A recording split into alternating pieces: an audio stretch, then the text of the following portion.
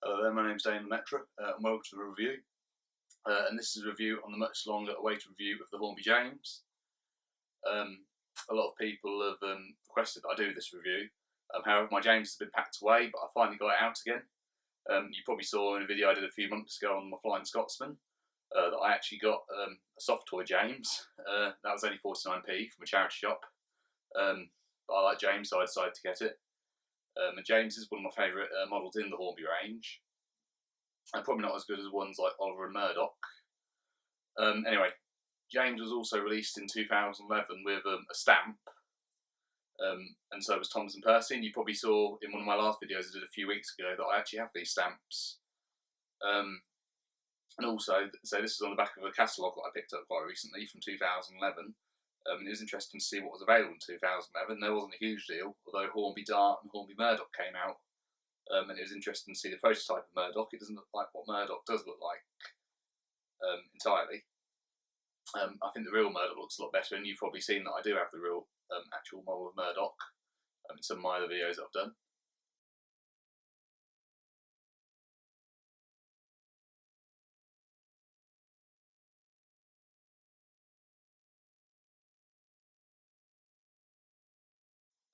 I also have Dart, and the picture of Dart looks a lot better than what the prototype of Murdoch does. But again, it was only a prototype, so you know, can be forgiven. I also picked up a catalogue of 2006, and it was amazing to see a lot of the different ones that again were introduced then. And I think there was a lot more in the range back then than there is now, unfortunately. But like I said, this is a review on the Hornby James, and please enjoy. And so here we have the much longer awaited Hornby James, who I shall now review. James, as you know, is a bright red engine on Sodor. Unfortunately, he's not the only one now, because there are other characters that are red and engines that are red. I would say the big red engine, but unfortunately he's not the biggest one now, as there is now Axel. However, Axel doesn't live on the island of Sodor, so I suppose James can still get away with it. I think this is a really good model of James overall. And as you probably know, Hornby used tooling from other locomotives, and their aim is to capture the railway series, which I think it does fairly well. The only difference is in the railway series, James had a red roof, whereas this has a black roof, so in some ways this is more like his TV series model. The face on James is really good. It looks just like what it did in the TV series again, as I was saying before. James is a very well packaged engine, and it also comes with lamp irons and brake pipes. However, as you can see here, I've not added them yet, but I will get around to it. So like I said, this model is fairly big, so it's not 100% what James looked like in the TV series, though it's probably quite close to his railway series illustrations. As I said, James is one of my favourite engines. James actually appeared in the very first episode of Thomas the Tank Engine, and he made background appearances in every episode up to his debut episode, Thomas and the Breakdown Crane.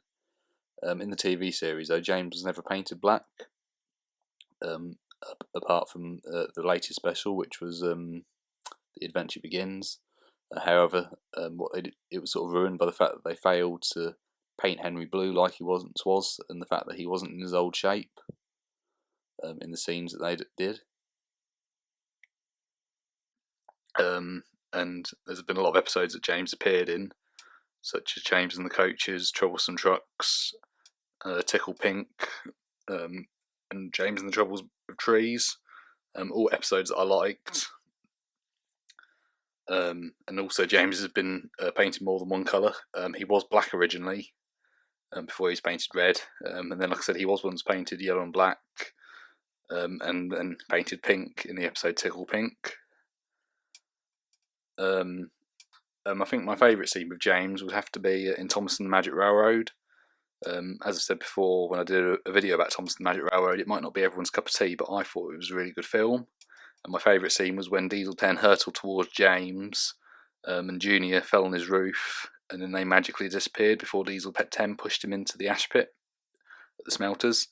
I think my favourite scene in that film would have to be when Diesel 10 made the roof fall in on him, splatter and dodge. I think that was definitely one of the funniest scenes. But moving back on to James, I said I think this is a really good model. It really captures James really well. The tender is exactly the same as the Hornby Edward, and all the colours are correct this time. You can see underneath the traction tyre there. This one, like I said, James is powered by the tender. As you know, though, this year Hornby re-released the engines, and I've not got any of the new re-released ones. But Henry, Gordon, and James are now all loco driven, which means they're powered by the driving wheels instead of the tender. And also the same for Edward. So I think that's really good indeed. But I certainly prefer this one. I got this model of James in 2005, which was the 60th anniversary of Thomas the Tank Engine. So I've had it for about 11 years now.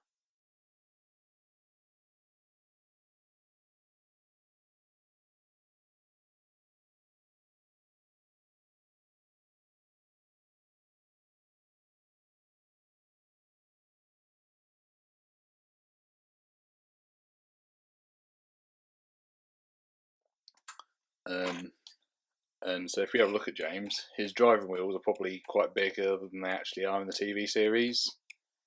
And like I said, he's a lot longer. But I said all the colours are there more or less. I've tested James out, and he does run really well indeed.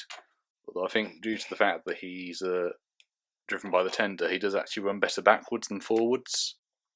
I do intend to build a layout for my 00 engines to run on one day. But as you know, I've just built N-gauge one for my Bachmann Sky Louis, and I'm taking that to a show at the Kingsway Model Centre next month. So please join me and come along for the day if you can.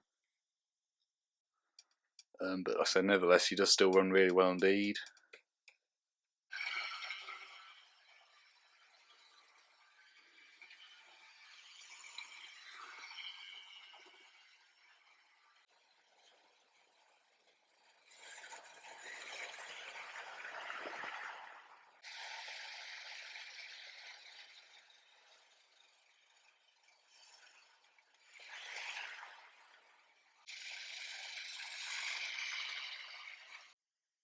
So as I said, I've had James for quite a few years now. He was actually the 4th engine in my collection because I had Thomas, Percy, Annie and Clarabelle, and Hornby Toby. My Hornby Toby is still packed away, but as you've seen, I've got a Bachmann one now.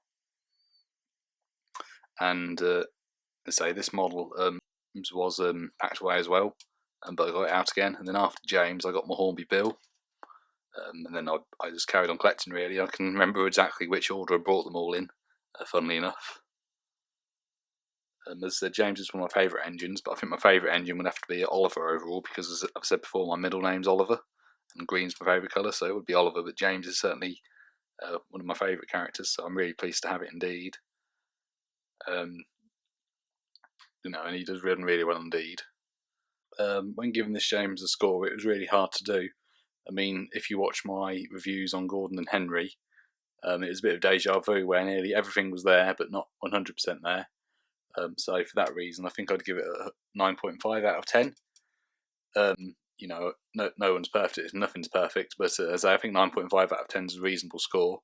And I think it's a lot better than the Bachmann one because the Bachmann one, the face doesn't look that fantastic, and also the wheels are grey. There is supposed to be a redesign one coming out, but out of the two, as I said, I'd much rather have this one than the Bachmann one. There is also a G-scale James as well, which I've seen a number of times, and that's a really good model. And I've seen that one a number of times, and that looks like what James does in the CGI series, more or less, because it's got the CGI face.